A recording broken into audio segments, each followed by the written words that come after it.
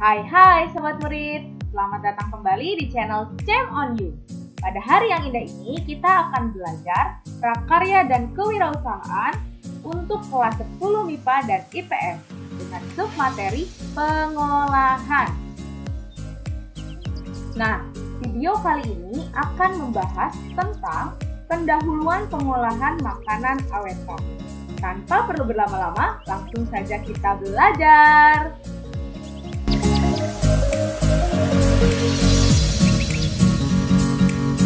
Sobat murid, kita harus mengetahui terlebih dahulu apa tujuan dari pembelajaran kali ini dan kedepannya tentang pengolahan. Yaitu yang pertama, menghayati bahwa begitu banyak keanekaragaman makanan awetan yang berbahan baku nabati dan juga hewani di Indonesia, di mana setiap daerahnya mempunyai ciri dan cita rasa yang khas.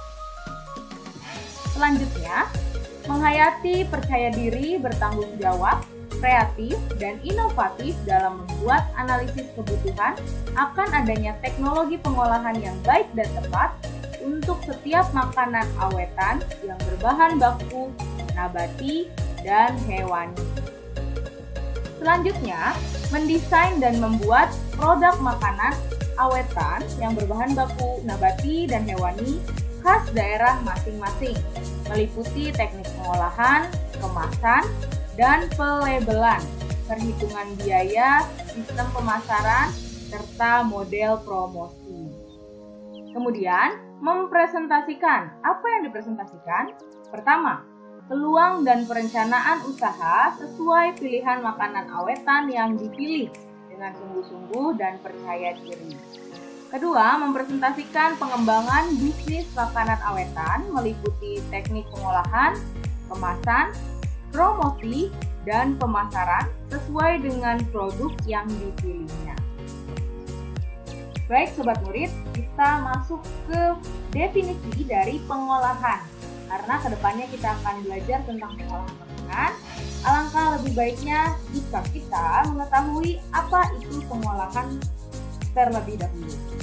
Yang pertama, menurut KBBI, Kamus Besar Bahasa Indonesia, pengolahan adalah proses cara pembuatan mengolah.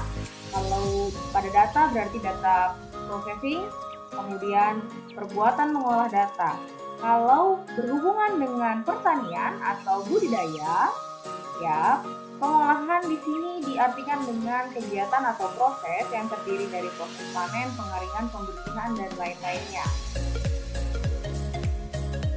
Nah, sekarang definisi pengolahan adalah menciptakan bahan dasar menjadi benda produk agar dapat dimanfaatkan secara luas. Pada prinsipnya, pengolahan adalah mengubah benda mentah menjadi produk matang dengan mencampur memodifikasi bahan tersebut.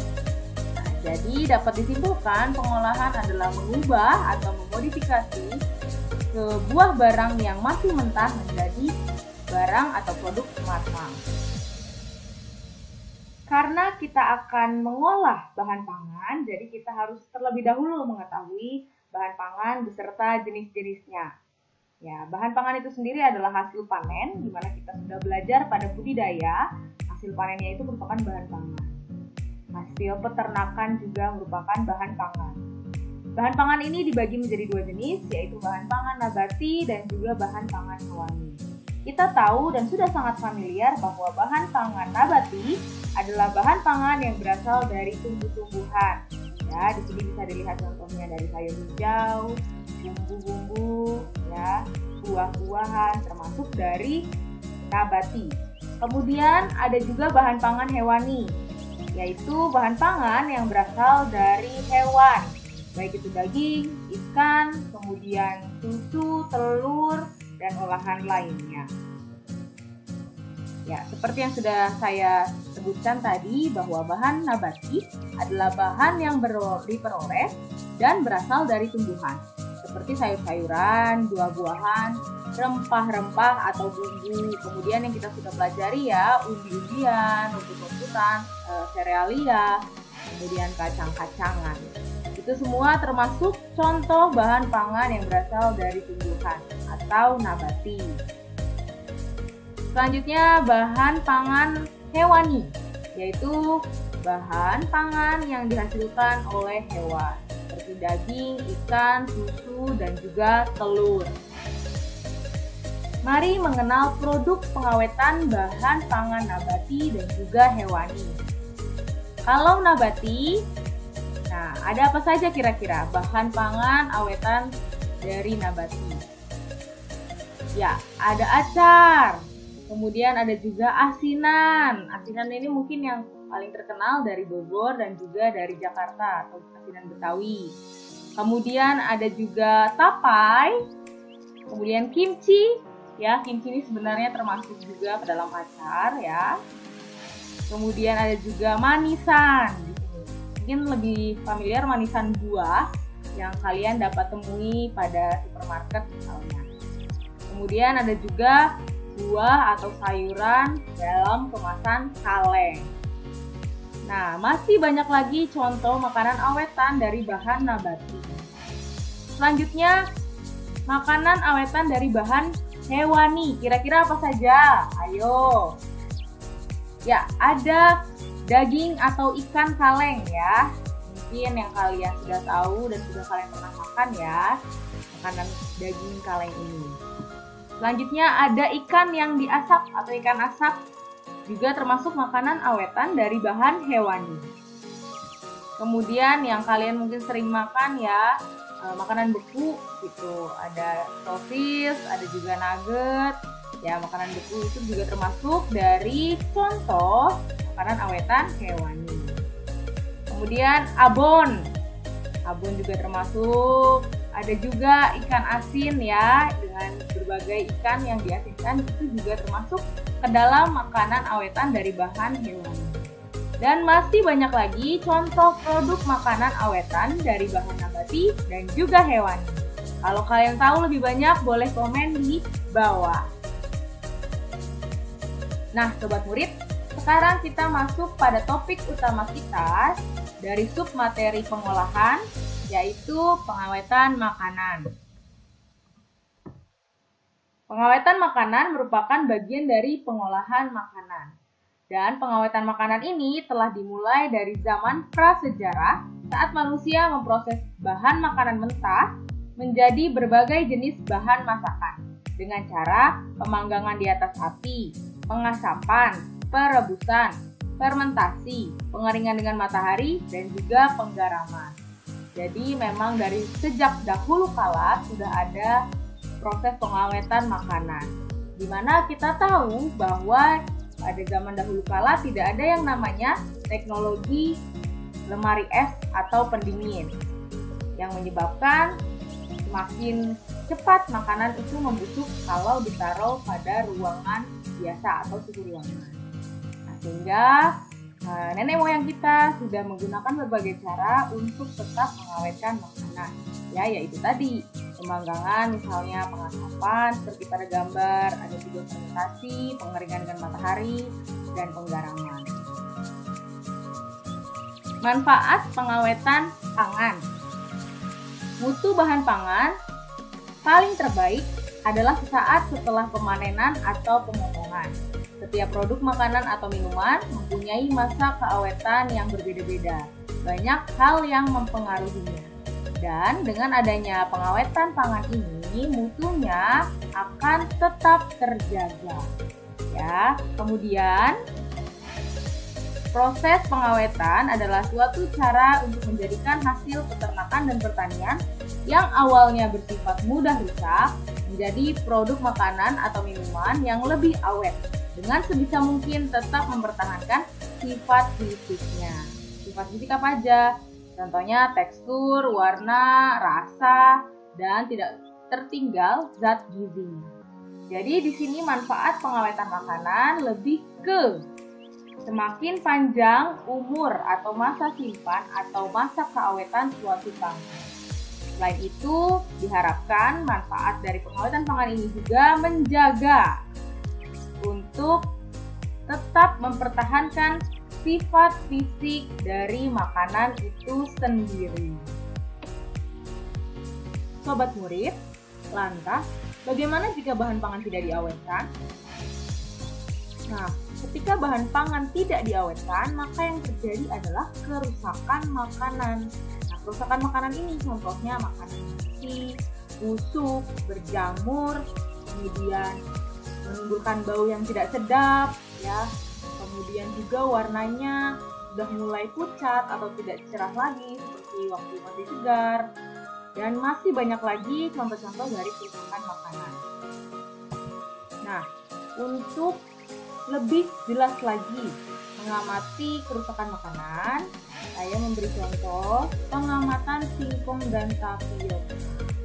Jadi singkong dan tepung tapioka ini masing-masing diletakkan di wadah terbuka dan terpisah. Kemudian diamati perubahannya selama 4 hari berturut-turut. Nah, apa ya yang akan terjadi? Ya, berikut hasil dari pengamatannya. Pada hari pertama, singkong sudah mulai menguning bahkan kecoklatan. Ini sudah terlihat gambarnya dengan jelas ya. Kemudian pada tepung tapioka, walaupun terlihat di sini tetap mulus, namun pada kenyataannya di sini tepungnya sudah mulai kasar dan juga sudah mulai ada bergerinjel gitu ya, bergranola gitu untuk tepungnya ini sendiri. Untuk hari kedua, di sini sudah semakin coklat singkongnya, kemudian di tepungnya pun semakin kasar dan sudah semakin banyak gerinjel-gerinjel kecil pada tepung ini.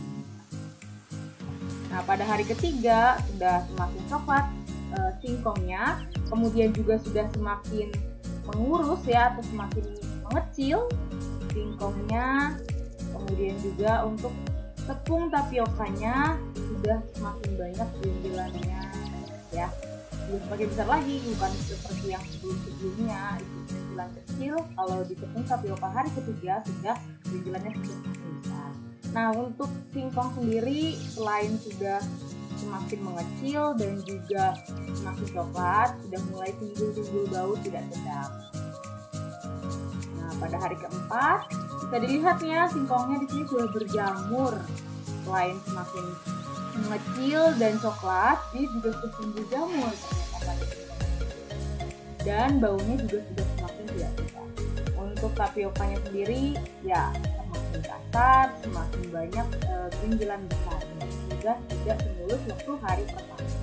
Nah, inilah pengamatan tepung tapioka dan juga singkong ya setelah diamati 4 hari berturut-turut dalam keadaan terbuka. Yang terjadi adalah kerusakan pada singkong dan tepung tapiokanya.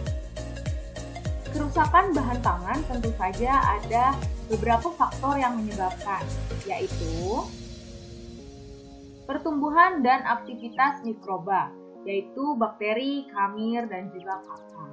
Betul sekali. Adanya jamur, kemudian bau busuk, dan lain-lainnya itu dikarenakan adanya pertumbuhan dan aktivitas mikroba. Selanjutnya juga ada aktivitas enzim-enzim di dalam bahan pangan. Mungkin sudah dipelajari enzim nanti ya pada pelajaran biologi. Selanjutnya juga ada serangga, parasit, dan tikus yang ikut ambil andil dalam kerusakan bahan pangan.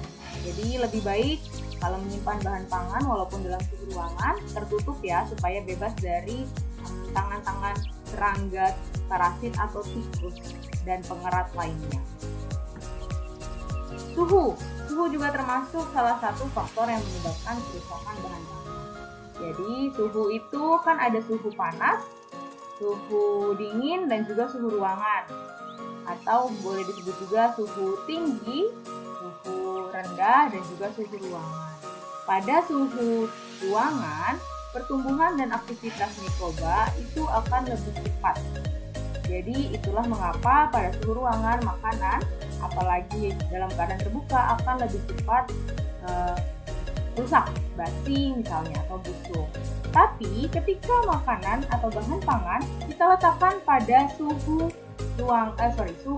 rendah, misalnya pada lemari es atau pada bagian freezernya, maka pertumbuhan dan aktivitas mikroba itu akan terhenti.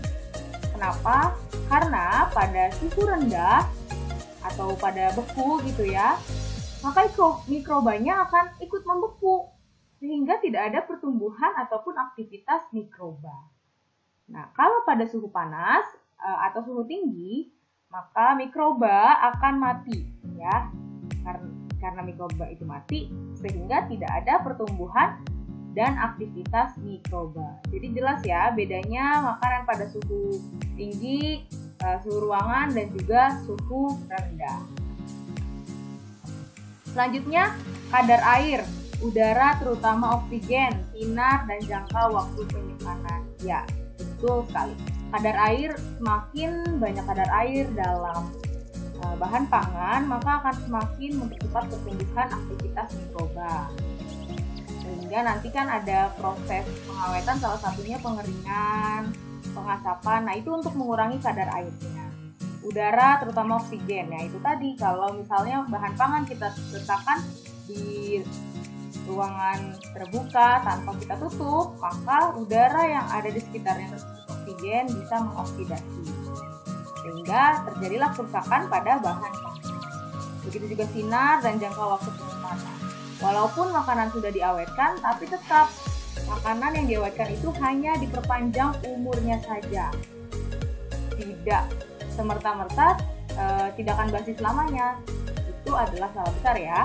Jadi walaupun sudah diawetkan, makanan tetap punya jangka waktu penyimpanan maksimal. Seperti itu. Tujuan pengawetan pangan. Sobat murid, tujuan utama dari pengawetan pangan adalah untuk memperpanjang masa simpan. Seperti yang sudah saya sering sebutkan sebelumnya, bahwa pengawetan ini untuk memperpanjang masa simpan. Yang tadinya hanya bisa 1 hari, dengan adanya pengawetan makanan bisa sampai 1 bulan misalnya, atau bahkan sampai 6 bulan. Seperti itu. Pengawetan bahan pangan juga dipengaruhi oleh kadar air, udara, terutama oksigen, sinar, dan jangka waktu penyimpanan. Ya, ini adalah faktor-faktornya yang tadi sudah disebutkan juga. Kemudian secara umum dapat dinyatakan bahwa semakin rendah kadar air maka semakin awet. Tadi juga sudah dibahas bahwa kalau misalnya daging kan banyak tuh ya airnya. Kemudian kalau kadar airnya semakin banyak maka makanan tersebut akan lebih mudah ditumbuhi oleh mikroba. Apalagi pada suhu ruangan. Makin banyak mikroba yang bisa bertumbuh dan beraktivitas pada makanan tersebut. Sehingga untuk semakin awet dikurangi kadar airnya. Seperti itu. Sebagai contoh, misalnya susu disimpan dalam botol yang tembus sinar, cita rasanya dapat berubah karena terjadinya oksidasi lemak dan perubahan protein yang prosesnya dibantu oleh katalisator sinar. Ini salah satu contoh tadi pengaruh sinar pada kerusakan makanan. Jadi kalau bisa disimpan pada udara yang sejuk ya dan tidak banyak sinar.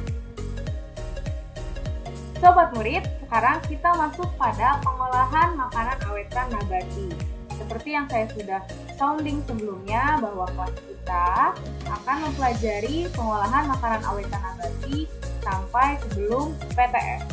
Nanti setelah PTS kita akan melanjutkan pengolahan makanan awetan dari hewani. Ya, jangan sampai lupa. Yang pertama adalah perencanaan usaha pengolahan makanan awetan dari bahan nabati. Nah, sumber daya alam atau yang disingkat SDA negara kita, yaitu negara Indonesia itu kan sangat beragam ya. Dan juga didukung oleh teknologi pengolahan pangan yang semakin berkembang pesat. Sehingga mendorong terciptanya berbagai produk makanan awetan untuk membantu stabilitas harga di saat panen raya.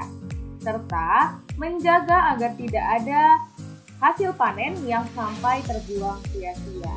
Jadi ada hubungan erat nih antara sumber daya alam yang melimpah di Indonesia dengan teknologi pengolahan pangan.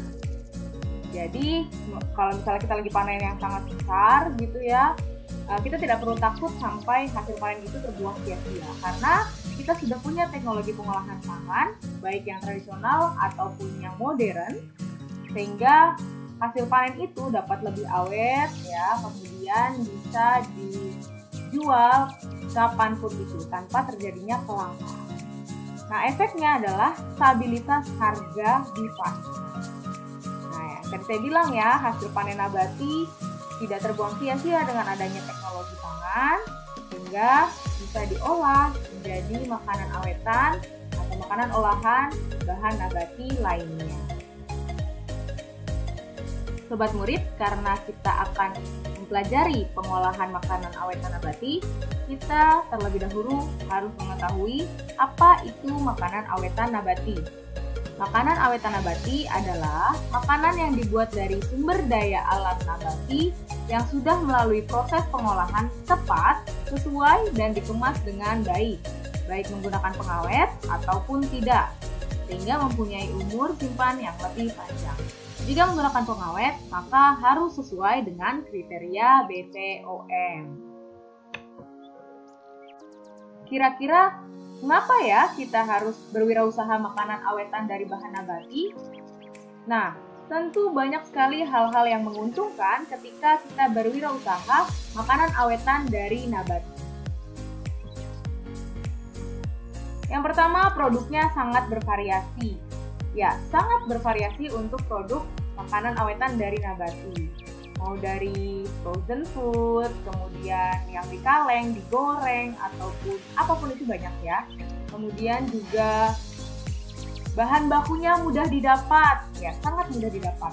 Kita bisa membudidayakannya sendiri ataupun membelinya di supplier.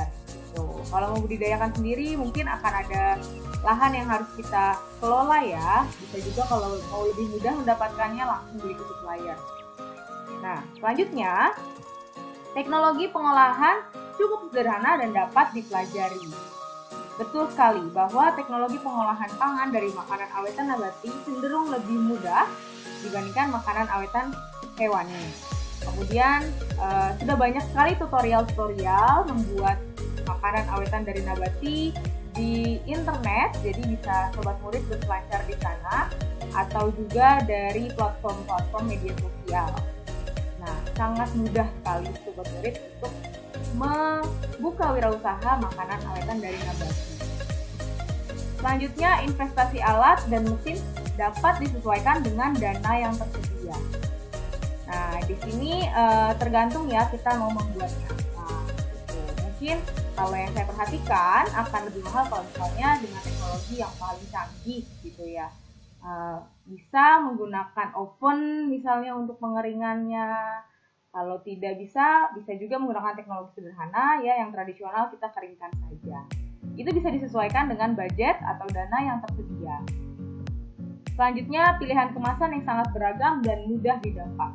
Pada platform-platform e-commerce sudah banyak dijual kemasan-kemasan dengan berbagai bentuk yang sangat beragam, kemudian juga harganya yang beragam pula, dari sangat murah sampai lumayan mahal gitu ya. Tapi sobat murid bisa memilihnya sesuai dengan kebutuhan makanan awetan.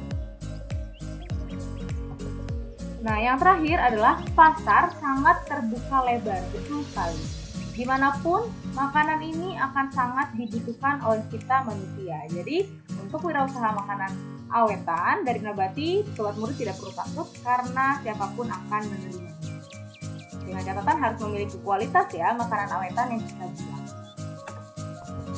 Sobat murid, untuk mengeksplor tentang ide usaha makanan awetan dari bahan nabati, silakan kerjakan tugas berikut di buku tulis prakarya masing-masing. Sobat murid hanya perlu mencari 5, tapi di sini tidak termasuk tempe ya. Di sini tempe saya gunakan sebagai contoh. Jadi sobat murid terlebih dahulu buat tabelnya dengan 4 kolom seperti ini dengan nomor, nama makanan, jenis makanan atau minuman atau jajanan atau oleh-oleh dan juga bahan baku. Misalnya tempe termasuk makanan. Kemudian bahan bakunya dari kedelai. Sobat murid bisa mengeksplor dari daerah manapun bebas. Tapi dengan catatan tempe sudah tidak termasuk ya. Gitu. Silakan dikerjakan tugasnya sobat murid. Semangat mengerjakan tugasnya.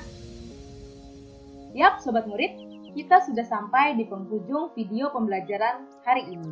Terima kasih sudah menonton video saya. Jika kamu merasa video ini bermanfaat, silakan klik tombol like, komen, dan share untuk berbagi ilmu kepada sesama. Jangan lupa klik tombol subscribe untuk kamu yang ingin terus belajar bersama Champ on You. Saya Brenda Karina mengucapkan sampai jumpa.